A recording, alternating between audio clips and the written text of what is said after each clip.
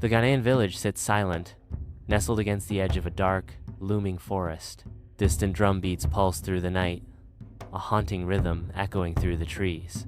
A voice whispers. They say the forest around Kuntu village is alive, not with animals, but with memory. Ancient villagers huddle around a bonfire, their faces flickering in the firelight as the scent of wood smoke fills the air. The elder speaks, his voice echoing through the night. Long ago, a boy named Kojo stole the village drums sacred, forbidden. He continues. He drummed through the night and disappeared by dawn. Dawn breaks on the forest edge, smoke curling from the cold remains of a bonfire. Abandoned beside the ashes, Kojo's drum echoes a rhythm that never ceases.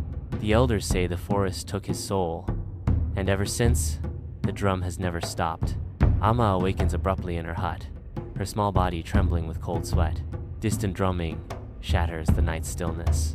An unsettling silence descends, amplifying Amma's fear and curiosity. Drawn by an unseen force, Amma's gaze turns towards the encroaching darkness of the forest. Amma approaches the forest's edge, clutching her grandfather's wooden mask. The wooden mask, a relic of her grandfather's spiritual past, feels heavy in her hands as the drum's sound grows stronger. Amma wasn't like the others. She didn't fear the drum. She was drawn to it. Inside her dimly lit hut, Amma hunches over, lost in a world of cryptic symbols. Spirals, eyes, and a child with no shadow emerge from the darkness, each stroke deepening her descent. The rhythmic pulse of a distant drum grows, its beat resonating within Amma's mind. Her heart synchronizes with the drum's increasing tempo, feeding her growing obsession. Amma walks through the village, the world around her, frozen in time. The villagers stand motionless, trapped in a silent tableau. She moves freely, a stark contrast to the stillness surrounding her. Her isolation is a testament to the drum's power. The forest wasn't dark. It glowed with an ancient pulse. Amma follows the sound of the drum deep into the forest. The trees are tall and twisted, with carvings that pulse with light. The forest glows with an ancient energy. Amma ventures deeper into the forest, the drumbeat growing louder. The forest whispers, "Turn back." They warn her to turn back. She ignores them, driven by an irresistible force. Amma discovers a massive, ancient tree, its base marked by a deep, dark hollow. Peering into the hollow, she finds Kojo, his hands moving too fast to follow as he drums. His eyes are white, vacant, reflecting nothing of the world around him. 20 years have passed, yet Kojo remains, eternally bound to the rhythm of the drums. Kojo looks directly at Amma, his hands bleeding. He smiles, a haunting and unsettling expression. He is trapped but not suffering. Kojo abruptly stops drumming. The forest plunges into silence. Kojo extends the drum toward Amma, presenting her with a pivotal choice. Someone had to take the beat, or the forest would wake. Amma turns away, a flicker of hesitation dancing in her eyes. The ancient trees loom, their shadows stretching like grasping claws. A raspy voice echoes from the woods. "Amma, protect the village." Deep in the forest, a low growl reverberates through the trees. Amma stops, her breath catching in her throat as the unseen presence makes itself known. Amma realizes the consequences of refusing the drum. She must make a choice to save the village. Amma takes the drum, the weight of responsibility settling on her shoulders. Kojo vanishes, the empty space where he sat now, reclaimed by the ancient roots. The forest sighs, a wave of relief washing through the trees.